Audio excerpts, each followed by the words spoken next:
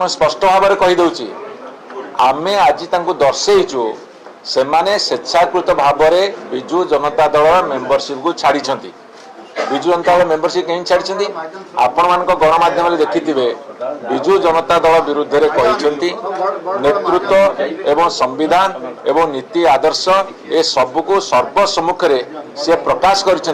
अर्थ से स्वेच्छाकृत भाव में विजु जनता दल विरुद्ध में जाइछन्ति अर्थात स्वेच्छाकृत भाव में सभ्यपद छाड़ी एवं सेटा ही सब बड़ कथा आर्टिकल 191 आपण 10 शेड्यूल कहूँ से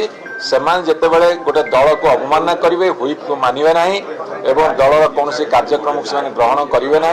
नीति आदर्श विरुद्ध में जीवे एवं पब्लिक रे दल विरुद्ध में कहे